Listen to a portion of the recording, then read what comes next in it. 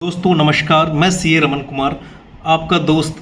आज एक छोटा सा टॉपिक है fast DS 2026 means foreign assets of small tax payer disclosure scheme 2026। आइए दोस्तों स्टार्ट करते हैं, समझते हैं इसको। जैसा कि आप मेरे सिस्टम पे देख सकते हैं, मैंने लिखा है fast DS 2026 means foreign assets of small tax payer disclosure scheme 2026। ठीक है, अब ये स्कीम है क्या? What is the fast DS 2026? The government has given an one-time opportunity to certain taxpayer to come forward and disclose their foreign assets or foreign income which was not properly disclosed earlier। ऐसे करदाताओं के लिए, ऐसे small tax payer जिन्होंने अपनी foreign asset या foreign income पिछले सालों में कभी डिक्लेयर नहीं की, ये स्कीम उन करदाताओं के लिए। ठीक है, इस स्कीम का फ़ायदा क्या है? अगर आप इस स्कीम को एविल करते हैं, अगर ये आप पे एप्लीकेबल है और आप इसको एविल करते हैं, तो आपको ये ब्लैक मनी एक्ट से प्रोटेक्ट करेगा।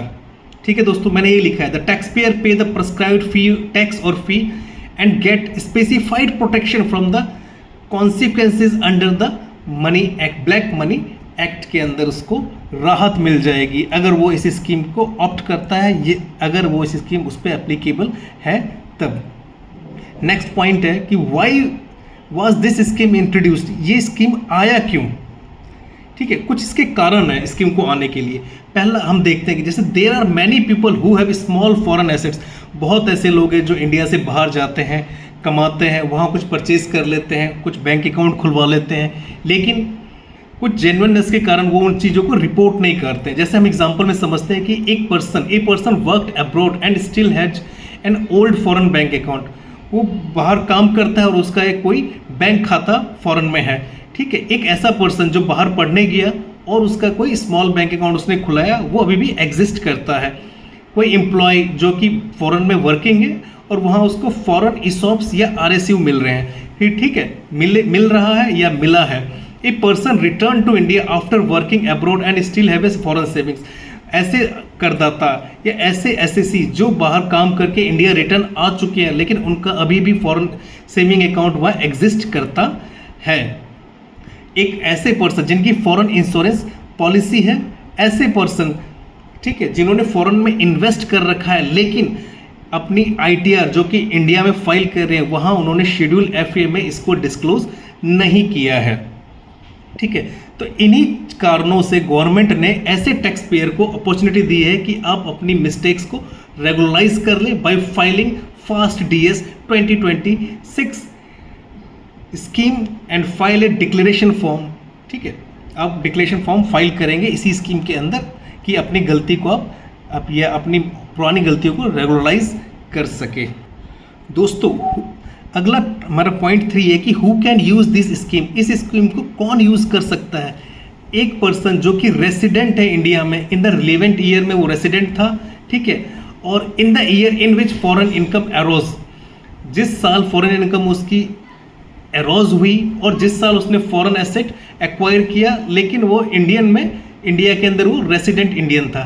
ठीक है, जैसे हम एग्जाम्पल समझते हैं इसको। रमन एक आदमी है जो कि लॉस वेगास में काम कर रहा था 2019 में and he was non resident. उस समय वो नॉन रेसिडेंट था क्योंकि वहाँ वर्किंग में था वो। ठीक है, ही हैड ए सेविंग, उसने एक सेविंग अकाउंट लॉस वेगास के बैंक में खुलाया और he return to India and subsequently become resident. उसके बाद वहाँ काम छोड़ छाड़ के या काम कंप्लीट करके वो इंडिया आ गया और यहाँ पे वो रेसिडेंट हो गया उसके बाद। ठीक है, and he fail to report the qualifying foreign assets after becoming resident. Resident होने के बाद वो उसने अपने फॉरेन एसेट्स को डिक्लेयर नहीं किया।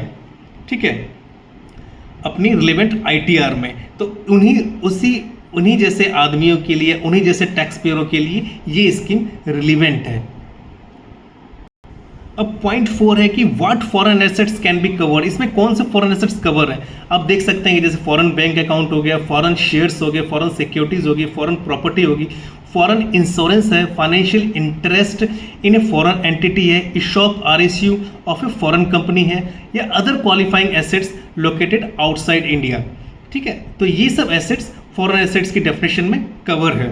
ये कुछ मैंने एग्जाम्पल के लिए आपको लिख दिया गया है। पांचवा इसका पॉइंट मैंने ये बनाया कि इसमें जो मोस्ट इंपॉर्टेंट पार्ट क्या है, now come the most important part of the scheme. There are two category given below, इसमें दो कैटेगरी दिया गया है, कैटेगरी 1 और कैटेगरी 2। कैटेगरी 1 ये कहता है कि अनडिस्क्लोज्ड फॉरेन एसेट और फॉरेन इनकम, मतलब द एसेट्स या income itself was not properly disclosed and the source is not satisfactorily explained. मतलब आपने ना तो अपने आईटीआर में फॉरेन एसेट्स या फॉरेन इनकम को डिस्क्लोज किया है, ना ही उसके सोर्स आपने सेटिस्फैक्टरली एक्सप्लेन कर रखे हैं, तो वो इस तरह के टैक्स पेयर कैटेगरी 1 में फॉल करते हैं।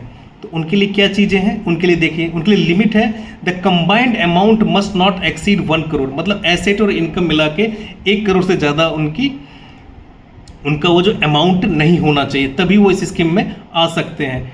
ठीक है, टैक्स रेट क्या रहेगा, टैक्स रेट रहेगा normal 30% plus additional tax equivalent to the tax rate, मतलब 30% एडिशनल टैक्स और लगेगा, दोनों को सम अप करेंगे तो इफेक्टिव रेट बन जाएगा 60%। चलिए, टैक्स कैसे कैलकुलेट होगा, अगर कोई फॉरेन एसेट है, अनडिस्क्लोज्ड फॉरेन एसेट है, तो उसकी हमको वैल्यू लेनी पड़ेगी 31 मार्च 2026 की, date is for fair market value of the foreign asset as on 31 मार्च 2026 की वैल्यू ले लेंगे। ठीक है, और अनडिस्क्लोज फॉरेन इनकम, दोनों इनकम मिला के 1 करोड़ तक है तो वो इस कैटेगरी 1 में फॉल करेगा और यहाँ पे वो इसका बेनिफिट ले सकता है इस स्कीम का कैटेगरी 1 के अंदर। ठीक है, अब इसको हम कैटेगरी 1 को एग्जांपल से समझते हैं। Suppose foreign asset value as on 31/3/2026 50 lakh है। ठीक है, टैक्स रेट मैंने कहा था कि टैक्स रेट 30% है और additional tax rate equal to 100% of tax है, मतलब एडिशनल टैक्स भी आपका 30% है, टोटल मिला के 60% है। तो 50 लाख का 60% हम देखेंगे तो टोटल टैक्स 30 लाख आता है। इसका मतलब कि अगर आपने इस कैटेगरी 1 में फॉल करते हो तो आपको 50 लाख की इनकम पे 30 लाख टैक्स जमा करना पड़ेगा। कहते हैं कैटेगरी 2। कैटेगरी 2 होता है foreign assets was actually from लेगिटिमेट source से है फॉरेन एसेट्स।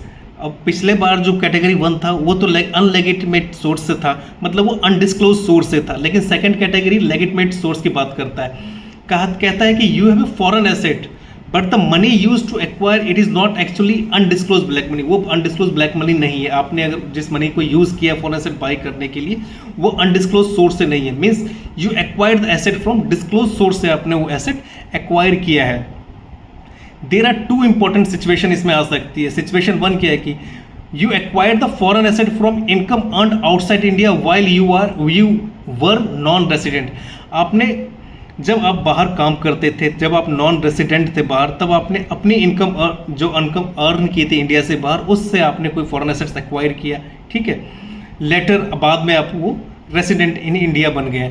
ठीक है, but you forget to report the foreign asset in a schedule FA in your ITR, मतलब आपने लेगिटिमेट सोर्स से उसको कमाया, उसको एक्वायर किया, लेकिन जब आप इंडियन रेसिडेंट बने तब आपने अपनी ITR में इसको डिस्क्लोज नहीं किया, जो कि शेड्यूल FA है। ठीक है, फॉरेन एसेट डिक्लेरेशन का। दूसरा सिचुएशन क्या हो सकता है, you acquire the foreign asset from the income which had already been offer to tax in India. आपने ऐसे इनकम से फॉरेन एसेट एक्वायर किया जिस इनकम को आपने इंडियन टैक्स में ऑफर किया टैक्स के लिए, लेकिन जब आपने अपनी ITR फाइल की तो आपने उसको रिलेवेंट शेड्यूल में डिस्क्लोज नहीं किया। तो ये 2 सिचुएशन आपके साथ हो सकते हैं। तो इसमें क्या है कि in this situation the scheme provide a much simpler payment mechanism. अगर आप कैटेगरी 2 में फॉल करते हैं तो आपके लिए बहुत ही सिंपल मैकेनिज्म है। आपको क्या करना है, सिर्फ आपको 1 लाख रुपए की फ़ी देनी है, कोई टैक्स नहीं, जस्ट ओनली फ़ी। और जो लिमिट रहेगी फॉरेन एसेट वैल्यू की वो 5 करोड़ तक रहेगी, 5 करोड़ से ज़्यादा नहीं, मस्ट नॉट एक्सीड 5 करोड़। और आपको कोई टैक्स नहीं देना पड़ेगा, सिर्फ एक फ़ी देनी पड़ेगी 1 लाख के फॉर्म में, ओनली 1 लाख। मतलब आपकी एसेट्स और इनकम को मिला के 5 करोड़ तक होना चाहिए और जो आपकी जो फ़ी लगेगी वो 1 लाख लगेगी इस केस में। कैटेगरी 1 केस में 60% है, कैटेगरी 2 के केस में 1 लाख फ़ी है ओनली। ठीक है, नोट क्या है मैंने लिखा है, प्रोवाइडेड कैटेगरी 2 में आपकी ऑल कंडीशन आर सेटिस्फाइड होने चाहिए। दोस्तों एक क्विक कंपैरिजन कर लेते हैं, अगर कैटेगरी 1 और कैटेगरी 2 में क्या है। कैटेगरी 1 में है कि जो हमारी फॉरेन एसेट या फॉरेन इनकम है वो अनडिस्क्लोज सोर्स से है। ठीक है, लेकिन कैटेगरी 2 में क्या, वो एक्सप्लेन और लेगिटिमेट सोर्स से वो हमारी फॉरेन एसेट या फॉरेन इनकम है। लिमिट उसमें कितनी है, 1 करोड़ की है, इसमें 5 करोड़ की है। पेमेंट कितना है, tax 30% tax, 30% additional tax, that is effective 60% आपको टैक्स पे करना पड़ेगा। अगर आपकी 1 करोड़ तक इनकम है तो 60%, मतलब 60 लाख रुपए पे करना पड़ेगा। इसमें लिमिट 5 करोड़ है कैटेगरी में उसमें सिर्फ आपको 1 लाख फी पे करना पड़ेगा, कोई एडिशनल टैक्स नहीं पे करना पड़ेगा। ये एक क्विक सिंपल कंपैरिजन। दोस्तों आपने समझ तो लिया ये कैसे करना है, क्या करना है, कौन सी कैटेगरी है। उसके बाद आपको क्या स्टेप फॉलो करने हैं। पहला स्टेप है कि टैक्स पेयर को आइडेंटिफाई करना है, उसके फॉरेन एसेट्स और फॉरेन इनकम को। सेकंड स्टेप में चेक करना है कि क्या वो इस स्कीम के लिए एलिजिबल है। तीसरा स्टेप है कि टैक्स पेयर डिटरमाइन वेदर ही फॉल अंडर कैटेगरी 1 या कैटेगरी 2, मतलब 1 करोड़ कैटेगरी में है कि 5 करोड़ कैटेगरी में है, ठीक है, वो अपने आप को आइडेंटिफाई करेगा। फोर्थ स्टेप है कि वो इसका एक इलेक्ट्रॉनिकल फॉर्म है, फॉर्म 1, वो डिक्लेयर करेगा उसमें अपनी एसेट्स को, फॉरेन एसेट्स और फॉरेन इनकम को फॉरेन फॉर्म 1 के तहत डिक्लेयर करेगा।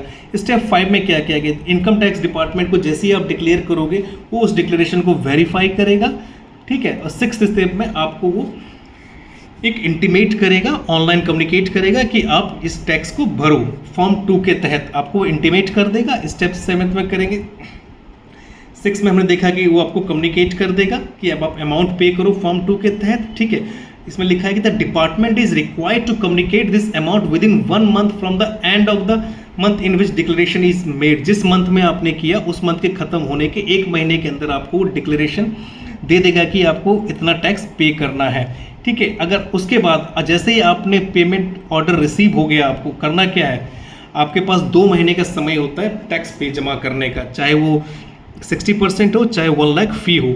आपको क्या लिखा है, नॉर्मल पेमेंट पीरियड 2 महीने का मिलता है आपको, 2 month from the end of the month in which the order is received. जैसे मैंने एग्जांपल में लिखा है कि ऑर्डर मेरे को अक्टूबर 26 को मिला है, तो अक्टूबर 26 मंथ खत्म होने के अगले 2 महीने तक, मतलब दिसंबर 26 तक मुझे उसको जमा कर देना है, ठीक है।